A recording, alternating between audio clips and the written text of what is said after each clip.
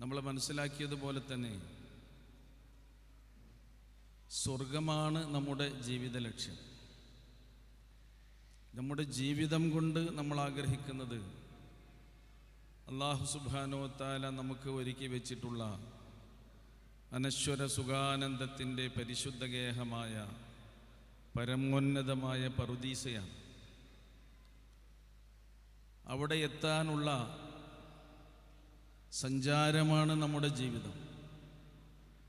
അവിടെ എത്താനുള്ള അധ്വാനമാണ് നമ്മുടെ ജീവിതം. അവിടെ കൃത്യമായി എത്തിച്ചേരാനുള്ള കഠിനമായ പരിശ്രമങ്ങളും പ്രയത്നങ്ങളുമാണ് നമ്മുടെ ജീവിതം. നമ്മുടെ ജീവിതത്തിൻ്റെ സമാധാനവും സ്വസ്ഥതയും ശാന്തിയും പരിപൂർണമാകുന്നത് നമ്മുടെ കുടുംബജീവിതത്തിലൂടെ, നമ്മുടെ വൈവാഹിക ദാമ്പത്യ ജീവിതത്തിലൂടെ നമുക്ക് കിട്ടുന്ന സമാധാനത്തോടു കൂടിയാണ്. ഒരാളുടെ ദുന്യവിയായ ജീവിതത്തിൽ ഒരാൾക്ക് സമാധാനമുണ്ട് എന്ന് പറയുന്നത് എപ്പോഴാണ്? അയാളുടെ കുടുംബത്തിൽ അയാൾ സമാധാനത്തോടു കൂടി കഴിയുന്നു എന്ന ഒരവസ്ഥ വരുമ്പോഴാണ്.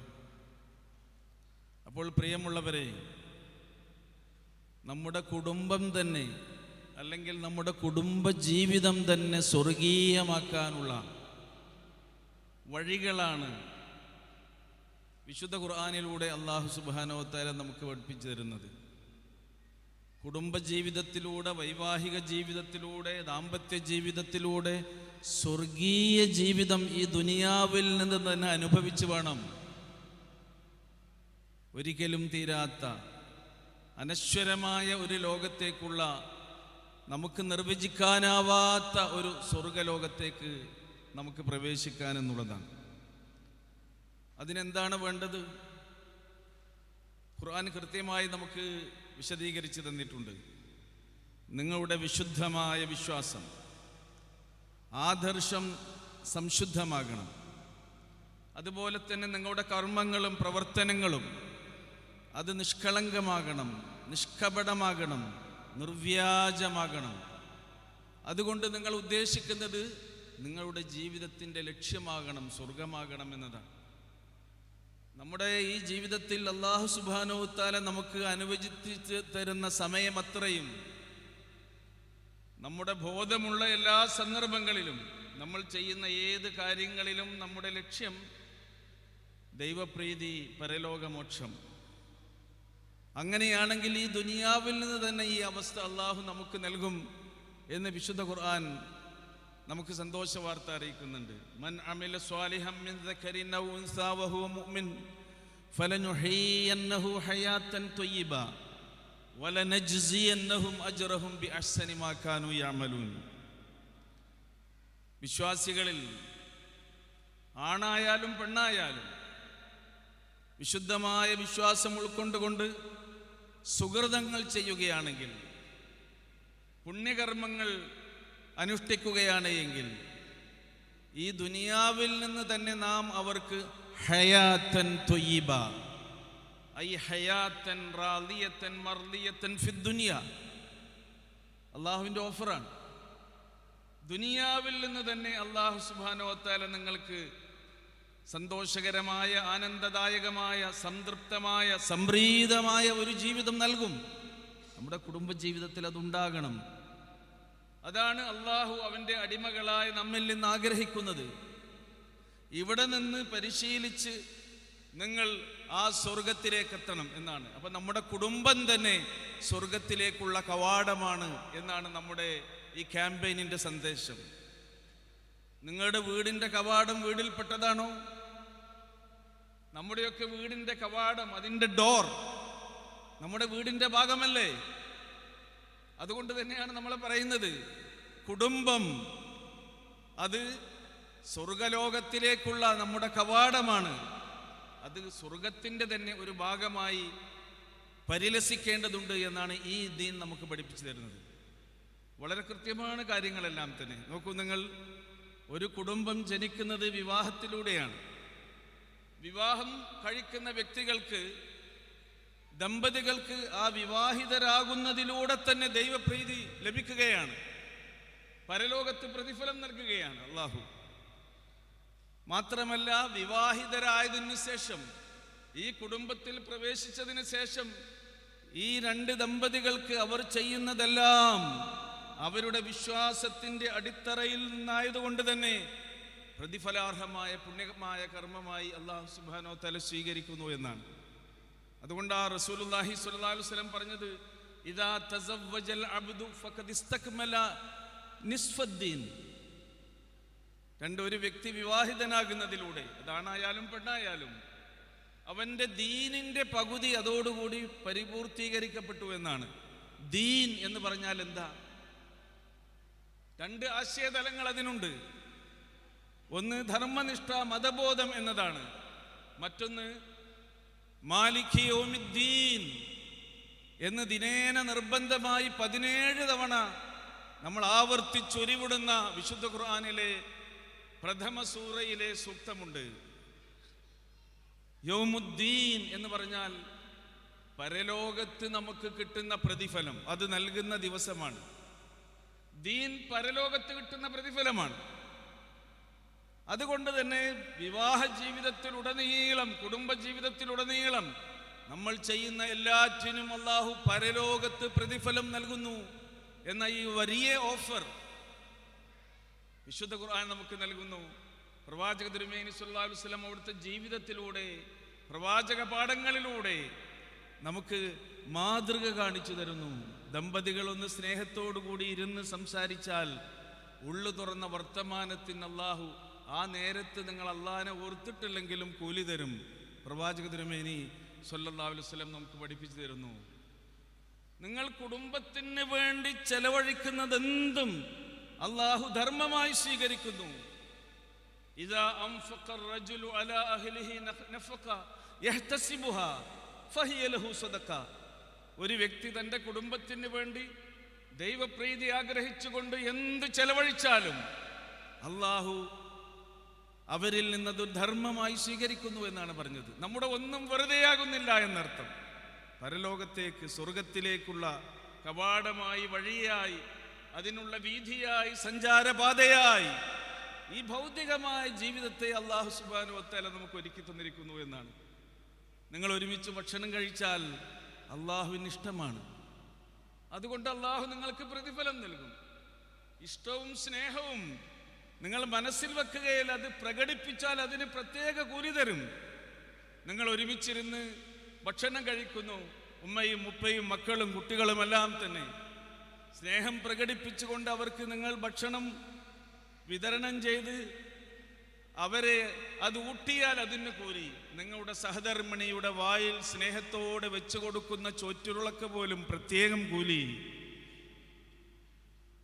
നോക്കൂ, നിങ്ങൾ ഒരുമിച്ച് കളിക്കുന്നതിന്, ഒരുമിച്ച് കുളിക്കുന്നതിന്, ഒരുമിച്ചിരിക്കുന്നതിന്, ഒരുമിച്ച് വർത്തമാനം പറയുന്നതിന്, നിങ്ങളുടെ മാതാപിതാക്കളെ സംരക്ഷിക്കുന്നതിന്, സ്നേഹത്താൽ അവരെ ഒന്ന് തലോടുന്നതിന്, അവരെ അംഗീകരിക്കുന്നതിന്, ആദരിക്കുന്നതിന്, മുതിർന്നവരെ ബഹുമാനിക്കുന്നതിന്, നിങ്ങളുടെ കുട്ടികളെ നിങ്ങൾ മാറോട് ചേർത്ത് താലോലിക്കുന്നതിന്, നിങ്ങളുടെ സ്നേഹവായ്പകളും വാത്സല്യവും അനുകമ്പയും ദയയും നിങ്ങളുടെ മാറിടത്തിലൂടെ ചുരത്തിക്കൊടുക്കുന്ന മുലപ്പാലിലൂടെ ഇതും അവർക്ക് പകർന്നു കൊടുക്കുന്നതിന് റഹ്മാനായ റബ്ബ് നമുക്ക് പ്രതിഫലം നൽകുന്നു.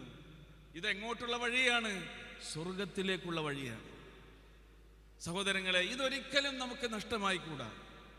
ജീവിതം എന്ന് പറയുന്നത് നമ്മൾ മനസ്സിലാക്കിയതുപോലെ സുഖവും ദുഃഖവും, സന്തോഷവും സന്താപവും, കണ്ണീരും പുഞ്ചിരിയും, അനുഗ്രഹവും നിഗ്രഹാവസ്ഥകളുമെല്ലാം സമഞ്ജസമായി സമ്മേളിച്ചിട്ടുള്ള അത്ഭുതകരമായ മനുഷ്യന്റെ അനുഭവങ്ങളാണ്.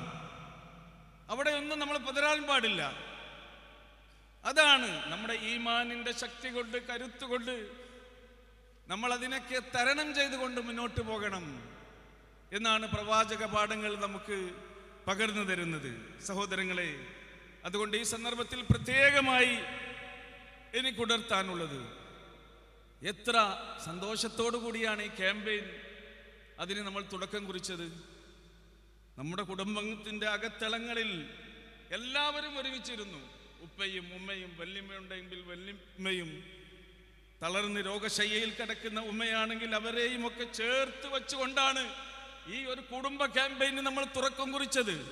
കാരണം എന്താണെന്നോ, നമ്മുടെ കുടുംബത്തിലെ എല്ലാ അംഗങ്ങളും സ്വർഗത്തിലേക്കുള്ള പട്ടികയിൽ നിർബന്ധമായും കടന്നു വരേണ്ടവരാണ് എന്ന് ഈ കാലഘട്ടത്തിൽ പറഞ്ഞാൽ പെട്ടെന്ന് മനസ്സിലാവും. നമുക്കറിയാമല്ലോ, 18 വയസ്സ് പൂർത്തിയായ, പ്രായപൂർത്തിയായ നമ്മുടെ കുടുംബത്തിലെ എല്ലാ അംഗങ്ങളെയും നമ്മുടെ സമ്മതിദാനാവകാശ പട്ടികയിൽ പേര് ചേർക്കാനുള്ള ശ്രദ്ധയിലാണ് നമ്മൾ. അത് വളരെ ഗൗരവപൂർവമാണ് നമ്മൾ കാണുന്നത്. അതിന് കാണിക്കുന്ന നമ്മുടെ ശ്രദ്ധ, നമ്മുടെ കുടുംബത്തിലെ ഒരംഗങ്ങളും അവൻ്റെ വോട്ടവകാശം നഷ്ടപ്പെട്ടവരാകാൻ പാടില്ല എന്നതിൽ നമ്മൾ എത്ര ബദ്ധശ്രദ്ധരാണ്, എത്ര ശുഷ്കാന്തി അതിൽ നമ്മൾ കാണിക്കുന്നു, എത്ര ജാഗ്രത അതിൽ നമ്മൾ പുലർത്തുന്നു. അതിനേക്കാൾ കൂടുതൽ ജാഗ്രത അത് അടിസ്ഥാനപരമായ ഒരു കാര്യം തന്നെയാണ് നമ്മുടെ ഭൗതിക ജീവിതത്തിൽ. ഇവിടെ ഇന്ത്യ രാജ്യത്ത് പ്രത്യേകിച്ച് ജീവിക്കുമ്പോൾ ജനപ്രതിനിധികളാണ് നമ്മുടെ സുഹൃത്തുക്കളായി, അതിഥികളായി സമ്മേളനത്തിലേക്ക് വന്നിട്ടുള്ളത്. അവിടെ അവരെ ആദരിക്കുന്ന ഒരു വേദി കൂടിയാണിത്. കാരണം നമ്മുടെ സമ്മതിദാന അവകാശം നമ്മൾ ഉറപ്പുവരുത്തണം. അതോടൊപ്പം തന്നെ നമ്മുടെ പൗരത്വാവകാശത്തിന്റെ പ്രശ്നം കൂടിയാണത്. ആ ലിസ്റ്റിൽ നമ്മളെല്ലാവരും ഉണ്ടാകണം. അതിൽ നമ്മൾ ജാഗ്രത പാലിക്കുന്നു. അതിനേക്കാൾ കൂടുതൽ ജാഗ്രത, ശുഷ്കാന്തി, ശ്രദ്ധ സഹോദരങ്ങളെ, നമ്മുടെ കുടുംബത്തിലെ എല്ലാ അംഗങ്ങളും സ്വർഗത്തിലേക്ക് പോകുന്നവരുടെ ആ പട്ടികയിൽ ഉണ്ട് എന്ന് ഉറപ്പുവരുത്തേണ്ട ബാധ്യത നമുക്കൊക്കെ ഉണ്ട്. പ്രത്യേകിച്ച് കുടുംബനാഥന്മാർക്കുണ്ട്, കുടുംബനാഥകൾക്കുണ്ട്, വീട്ടിലെ ഉമ്മക്കും ഉപ്പക്കുമുണ്ട്. അത് ഉറപ്പുവരുത്തണം. എൻ്റെ മകനല്ലേ, അവൻ മുതിർന്നവനല്ലേ, ഇനി എൻ്റെ മകളല്ലേ, അവൾ മുതിർന്നവളല്ലേ എന്ന ചിന്തയല്ല, ഇത് നമുക്കുണ്ടാകണം. അതുകൊണ്ടാണ് ഖുർആൻ പറയുന്നത്, നിങ്ങൾ ഒറ്റയ്ക്കല്ല സ്വർഗത്തിലേക്ക് പോകേണ്ടത്. ഈ ദുനിയാവിൽ സന്തോഷത്തിന്റെ വേളയിലൊക്കെ ഒരുമിച്ചല്ലേ നമ്മൾ പോകുന്നത്. നമ്മൾ വീട്ടിൽ നിന്നൊരു ഔട്ടിംഗ് നടത്തുമ്പോൾ, അതേപോലെ തന്നെ ഒരു വിനോദ യാത്ര നടത്തുമ്പോൾ എല്ലാവരെയും കൂട്ടിയല്ലേ പോകുന്നത്. ഷോപ്പിങ്ങിന് പോലും അങ്ങനെയാണ് നമ്മൾ പോകുന്നത്, കുടുംബസമേതം. അതേപോലെ സ്വർഗത്തിലേക്കും കുടുംബസമേതം പ്രവേശിക്കാനുള്ള ആ തയ്യാറെടുപ്പ് ഈ ദുന്യവിയായ, ഈ ക്ഷണികമായ, നൈമിഷികമായ ജീവിതത്തിലൂടെ തന്നെ നമ്മൾ ഉറപ്പുവരുത്തണമെന്നാണ് ഈ സന്ദർഭത്തിൽ എനിക്ക് പറയാനുള്ളത്. ഖുർആൻ അത് പറയുന്നുണ്ട്, വിശുദ്ധ ഖുർആനിലെ ഒരു ആയത്തിലൂടെ. വിശ്വാസികളെ, നിങ്ങളെല്ലാവരും കുടുംബസമേതം സ്വർഗത്തിൽ പ്രവേശിക്കണം. ഏതാണ് ആയത്ത്? യാ അയ്യുഹല്ലദീന ആമനൂ ഖൂ അൻഫുസകും വഅഹ്ലീകും നാറാ. അല്ലയോ സത്യവിശ്വാസികളെ, നിങ്ങൾ നിങ്ങളെയും നിങ്ങളുടെ കുടുംബത്തെയും കത്തിജ്വലിക്കുന്ന നരകാഗ്നിയിൽ നിന്ന് കാത്തുകൊള്ളണം. അവിടെ നിന്ന് രക്ഷപ്പെടുത്തി നിങ്ങൾക്ക് പോകാൻ അള്ളാഹു നിശ്ചയിച്ചിട്ടുള്ള സ്വർഗലോകത്തേക്ക് തന്നെ നിങ്ങൾ പോകണം എന്ന് അള്ളാഹു സുബ്ഹാനഹു വ തആല നമ്മളോട് പറയുമ്പോൾ ഈ ബാധ്യത നമുക്കെല്ലാവർക്കുമാണ്. പ്രത്യേകിച്ച് രക്ഷിതാക്കളായ നമ്മൾ ശ്രദ്ധിക്കണം. ഇന്നല്ലാഹ സായിലു കുല്ല റാഇൻ അമ്മസ്തറാഹ് ഹഫിള അം ലയ്യ. ഉത്തരവാദിത്തം ഏറ്റെടുത്തിട്ടുള്ള എല്ലാ ആളുകളോടും അള്ളാഹു ചോദിക്കുക തന്നെ ചെയ്യും, നിങ്ങളുടെ ഉത്തരവാദിത്തം പരിപൂർണമായി നിങ്ങൾ നിർവഹിച്ചിട്ടുണ്ടോ, അതല്ല നിങ്ങൾ പാഴാക്കിയിട്ടുണ്ടോ എന്ന്. അവിടെയും നമുക്ക് വിജയം വരിക്കാൻ കഴിയണം. അങ്ങനെ നമ്മുടെ മക്കളെ ഈ ദീനിലേക്ക് ചേർത്ത് പിടിച്ചുകൊണ്ട്, ഈ ആദർശബോധം അവർക്ക് പകർന്നു കൊടുത്തുകൊണ്ട്, ദീൻ നമുക്ക് പഠിപ്പിച്ചു തരുന്ന എല്ലാ സംസ്കാരങ്ങളും ധർമ്മനിഷ്ഠയും സ്വഭാവങ്ങളും ശീലങ്ങളും ശിഷ്ടങ്ങളും അവരുടെ ജീവിതത്തിൽ വളർത്തിയെടുത്തുകൊണ്ട്, അത് നമ്മുടെ വീടിൻ്റെ അകത്തളങ്ങളിൽ നിന്ന് തന്നെയാണ് കിട്ടേണ്ടത്. ഒരു ഇസ്ലാമിക കുടുംബത്തിൻ്റെ അകത്തളങ്ങളിൽ നിന്ന് പരിശീലനത്തിലൂടെ, ഇതൊക്കെ അനുഭവത്തിലൂടെ ആർജിച്ചെടുക്കേണ്ട നല്ല ഗുണങ്ങളും ശീലങ്ങളും സംസ്കാരവുമാണ്. നമുക്ക് വേണ്ടതെല്ലാം പ്രവാചക പാഠങ്ങളിലൂടെ റസൂലുള്ള നമുക്ക് പകർന്നു തന്നിട്ടുണ്ട്. ഇന്നമാ ബുഇസ്തു ലിഉതമ്മിമ മകാരിമൽ അഖ്ലാഖ്. ഉത്കൃഷ്ടമായ, ഉത്തമമായ, ഉദാത്തമായ ഏതേതെല്ലാം സംസ്കാരവും ധർമ്മനിഷ്ഠയും സൽസ്വഭാവവും ഉണ്ടോ അതിൻ്റെയൊക്കെ പൂർത്തീകരണം കൂടിയാണ് എൻ്റെ നിയോഗത്തിലൂടെ സാധ്യമാകുന്നത് എന്നാണ് റസൂലുള്ള പറഞ്ഞത്. ഇനി ഇവിടെ നന്മയായി, ധർമ്മമായി, പുണ്യമായി ഒന്നും പുതിയത് പഠിപ്പിക്കപ്പെടേണ്ടതില്ല. നിലനിൽക്കുന്നത് ജീവിതത്തിൽ പകർത്തുകയാണ് വേണ്ടത് എന്നതാണ്. ഇതാണ് എൻ്റെ സഹോദരങ്ങളോട് എനിക്ക് പറയാനുള്ളത്. അപ്പോൾ നമ്മുടെ വീടിൽ ഇങ്ങനെ ഒരു സ്വർഗീയമായ അന്തരീക്ഷം ഉണ്ടാക്കാൻ കഴിയണം. അതിന് വലിയ സൗകര്യങ്ങളൊന്നും വീട്ടിലുണ്ടായിക്കൊള്ളുന്നില്ല. നോക്കൂ, നിങ്ങൾ ആദ്യമായി സ്വർഗത്തിലേക്ക് കാലെടുത്ത് വെക്കുന്നത് ആരാണ്? റസൂലുള്ളാഹി സ്വല്ലല്ലാഹു അലൈഹി വസല്ലം. സ്വർഗത്തിൻ്റെ കാവൽക്കാരായ മലക്കുകൾ കാത്തിരിക്കുന്ന ഹദീസിൽ പറയുന്നത്, അവിടെ എത്തുമ്പോൾ അള്ളാഹു നിർദ്ദേശിച്ചതുപോലെ തന്നെ മലക്കുകൾ ചോദിക്കും, മൻ അന്ത, ആരാണ് നീ? ചോദിക്കാൻ കൽപ്പനയുണ്ടായിട്ടായിരിക്കും ചോദിക്കുന്നത്. അന മുഹമ്മദ്, ഞാൻ മുഹമ്മദാണ്. ആ സന്ദർഭത്തിൽ മലക്കുകൾ പറയും, നിങ്ങളെ കാത്താണ് ഞങ്ങൾ ഇരിക്കുന്നത്. സ്വർഗത്തിന്റെ കവാടം പ്രവാചക തിരുമേനി സ്വല്ലല്ലാഹു അലൈഹി വസല്ലമക്ക് തുറന്നു കൊടുക്കുകയാണ്. പ്രവാചകന്റെ ഭൗതിക ജീവിതം നിങ്ങൾ നോക്കൂ, എത്ര പരിമിതമായ ഭൗതിക സാഹചര്യത്തിലാണ് റസൂലുള്ളാഹി സ്വല്ലല്ലാഹു അലൈഹി വസല്ലം ജീവിച്ചത്. പ്രവാചകൻ ജീവിച്ച ഏറ്റവും സൗകര്യമുള്ള അവിടുത്തെ വീട് ആയിഷ റളിയല്ലാഹു അൻഹയുടെ ഭവനമായിരുന്നു. അതിനപ്പുറത്തുള്ള ഒരുപാട് ഹുജുറാത്തുകളാണ്, മുറികളാണ്, അറകളാണ് പത്നിമാർക്കൊക്കെ ഉണ്ടായിരുന്നത്. ഏറ്റവും സൗകര്യമുള്ളതാണ് ഇപ്പോൾ പൊളിക്കാതെ ലോകം മുഴുവൻ കാണാൻ അവിടെ നിലനിർത്തിയിട്ടുള്ളത്. മസ്ജിദുൻ നബവിയുടെ ചാരത്ത് തന്നെയാണത്. ആ വീടിനൊരു കവാടമുണ്ട്. ആ വീടിന്റെ പേര് ബൈത്തുൻ നുബുവ എന്നാണ്. അതിൻ്റെ ഒരു കവാടമുണ്ട്. ആ കവാടത്തിന്റെ പേര് ബാബു ജിബ്രീൽ എന്നാണ്. ജിബ്രീൽ അലൈഹിസ്സലാം ആ വീട്ടിലേക്ക് കടന്നു വന്നിട്ടുണ്ട് വഹിയും കൊണ്ട്. അങ്ങനെ ധന്യമായ ആ വീടിന്റെ എത്ര സ്ക്വയർ ഫീറ്റ് ഉണ്ട് എന്ന് പോയാൽ ഇപ്പോൾ അറിയില്ല. ഈ സ്റ്റേജിന്റെ പകുതി ഉണ്ടാവില്ല. മസ്ജിദ് നബവിയിൽ ഇപ്പോഴും എൻ്റെ ചാരെപ്പോഴും അതുണ്ട്. അവിടെയാണ് റസൂൽ സ്വർഗം പണിതത്.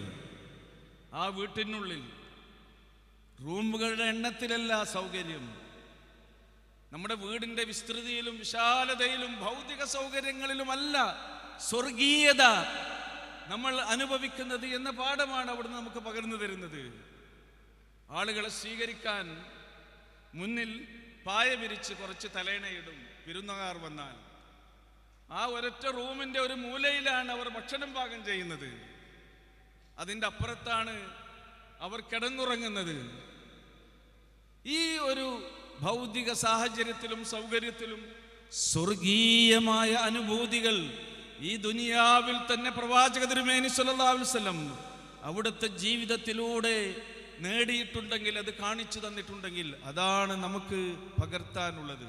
അവിടുന്ന് ഒരിക്കൽ പറഞ്ഞിട്ടുണ്ട്, എൻ്റെ ഈ വീടിൻ്റെയും ഞാൻ ഈ ദീൻ ജനങ്ങൾക്ക് പ്രബോധനം ചെയ്യുന്ന, ഇത് പ്രഘോഷിക്കുന്ന, ഇത് പ്രസരിപ്പിക്കുന്ന എൻ്റെ പ്രസംഗ പീഠത്തിൻ്റെയും ഇടയിലുള്ള വഴി സ്വർഗത്തിൻ്റെ മാ ബൈന ബൈതി വ മിൻബരി റൗളത്തും മിൻ റിയാദിൽ ജന്ന.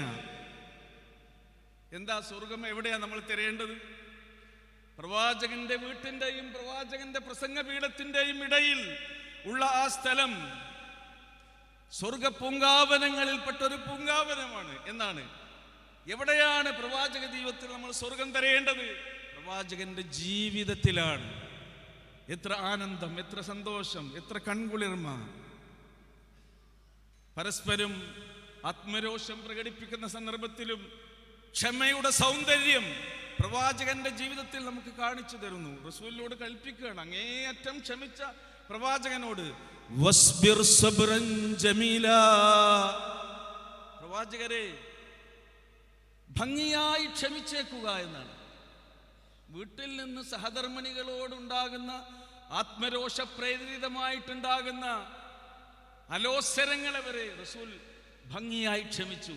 ക്ഷമയുടെ സൗന്ദര്യം എങ്ങനെയാണ് എന്ന് കൃത്യമായി അവിടുത്തെ ജീവിതത്തിലൂടെ പ്രവാചകന് കൊണ്ടുപോയി കൊടുത്തിട്ടുള്ള മധുരപരാഹാരത്തിന്റെ തളിക, അത് ആത്മരോഷത്താൽ തട്ടിത്തെറിപ്പിച്ചപ്പോൾ അത് പൊട്ടി വീണപ്പോൾ ഒന്നും ഉരിയാടാതെ റസൂലുള്ള അത് പെറുക്കിയെടുക്കുന്നു.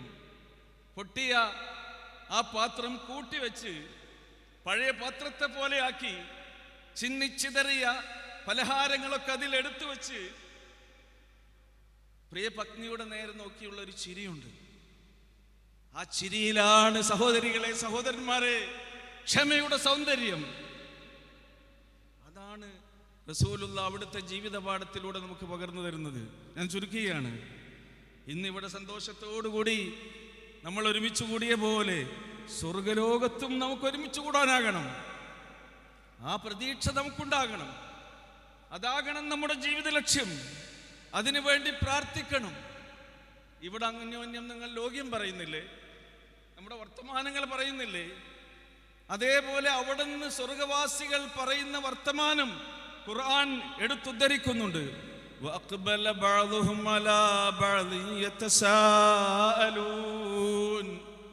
നമ്മളെല്ലാവരും സ്വർഗത്തിലെത്തി അവിടുന്ന് ഇങ്ങനെ കണ്ടുമുട്ടുന്ന ഒരവസ്ഥകൾ ആലോചിച്ച് നോക്കൂ.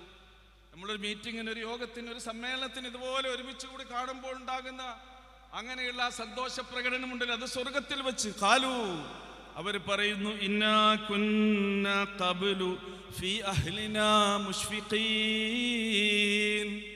നമ്മൾ നമ്മുടെ കുടുംബത്തിൽ, കുടുംബജീവിതത്തിൽ, നമ്മുടെ കുടുംബത്തോടൊപ്പമാകുമ്പോൾ അല്ലാഹുവിനെ ഭയന്ന് പേടിച്ച് ജീവിച്ചവരായിരുന്നല്ലോ. കാരണം വല്ലദീന ഹും മിൻ ഖശ്യത്തി റബ്ബിഹിം മുശ്ഫിഖൂൻ, അതാണ് വിശ്വാസികളുടെ സ്വഭാവമായി ഖുർആൻ പറഞ്ഞു തരുന്നത്. അതേപോലെ തന്നെ ഫമന്നല്ലാഹു അലൈനാ, ഈ ദൈവഭക്തിയാൽ, അല്ലാഹുവിനെ കുറിച്ചുള്ള വിചാരത്താൽ, ബോധത്താൽ അല്ലാഹു നമുക്ക് അനുഗ്രഹമായി ചൊരിഞ്ഞു. വഖാന അദാബസ്സമൂം, രോമകൂപങ്ങളിലൂടെ, നമ്മുടെ രോമകൂപങ്ങളിലൂടെ നമ്മുടെ ശരീരത്തിലേക്ക് തുളച്ച് കയറുന്ന നരകശിക്ഷയിൽ നിന്നാണ് അല്ലാഹു നമ്മെ കാത്തത്. അല്ലാഹു എത്ര അനുഗ്രഹമാണ് നമുക്ക് ചൊരിഞ്ഞു തന്നത്. ഫമന്നല്ലാഹു അലൈനാ വവഖാന അദാബസ്സമൂം ഇന്നാ കുന്നാ മിൻ ഖബ്ലു നദ്ഊഹു ഇന്നഹു ഹുവൽ ബർറുർ റഹീം. നമ്മൾ ഇതിനു മുമ്പ് ദുനിയാവിൽ വെച്ച് ആ റബ്ബിനോട് ദുആ ഇരക്കുന്നവരായിരുന്നു, പ്രാർത്ഥിക്കുന്നവരായിരുന്നു. സഹോദരന്മാരെ, സഹോദരികളെ, നമുക്ക് ഉള്ള ഏറ്റവും വലിയ ഒരു സന്തോഷവും ആത്മാഭിമാന ബോധവും എന്താണെന്നോ, നമ്മൾ റഹ്മാനും റഹീമുമായ, അളവറ്റ ദയാപരനും പരമകാരുണികരുമായി അല്ലാഹുവിനോട് മാത്രം പ്രാർത്ഥിക്കുന്നവരാണ് എന്നാണ്. അങ്ങനെയുള്ള ഒരു സംഘമാണ് നമ്മൾ. എത്ര ആളുകളുണ്ട് ഇവിടെ. നമ്മുടെ സവിശേഷത നമുക്ക് നമ്മുടെ റബ്ബ് മതി. ആ റബ്ബാണ് ഞങ്ങളുടെ രക്ഷകൻ. അവനിലാണ് ഞങ്ങൾ തവക്കുലാക്കുന്നത്. ജീവിതത്തിൽ കടന്നു വരുന്ന എന്തും ഞങ്ങളിൽ നിന്ന് തടുക്കുന്നതവനാണ്, ഞങ്ങൾക്ക് നൽകുന്നതവനാണ്. വഅലൈഹി തവക്കൽനാ, അവനിൽ ഞങ്ങൾ ഭരമേൽപ്പിച്ചിരിക്കുന്നു. ഈ ഒരു ഉറച്ച ആദർശ വിശുദ്ധിയാണ് നമ്മളെ നമ്മളാക്കുന്നത്. അത് മാത്രമാണ് നമ്മളെ പരലോകത്ത് രക്ഷിക്കാനുണ്ടാവുക. തൗഹീദ്, നമ്മുടെ അടിസ്ഥാനപരമായ ആദർശം, അതിൽ യാതൊരു മായവും ചേർക്കാതെ, കളങ്കം വരുത്താതെ ജീവിതത്തിൻ്റെ എല്ലാ മേഖലകളിലും ഇസ്ലാമിനെ നമ്മുടെ ജീവിതത്തിൻ്റെ ചേരുവയായി ചേർത്ത് വെച്ചുകൊണ്ട് മുന്നോട്ട് പോകാൻ കഴിയണം. അല്ലാഹു സുബ്ഹാനഹു വ തആല നമ്മെല്ലാവരെയും അനുഗ്രഹിക്കുമാറാകട്ടെ എന്ന് പ്രാർത്ഥിച്ചുകൊണ്ട് ബിസ്മില്ലാഹിർ റഹ്മാനിർ റഹീം, അളവറ്റ ദയാപരനും പരമകാരുണികനുമായ അല്ലാഹുവിൻ്റെ നാമത്തിൽ ഈ സംഗമം ഉദ്ഘാടനം ചെയ്തതായി അറിയിച്ചുകൊണ്ട് ചുരുക്കുന്നു. വാഖിറു ദഅ്വാനാ അനിൽ ഹംദുലില്ലാഹി റബ്ബിൽ ആലമീൻ.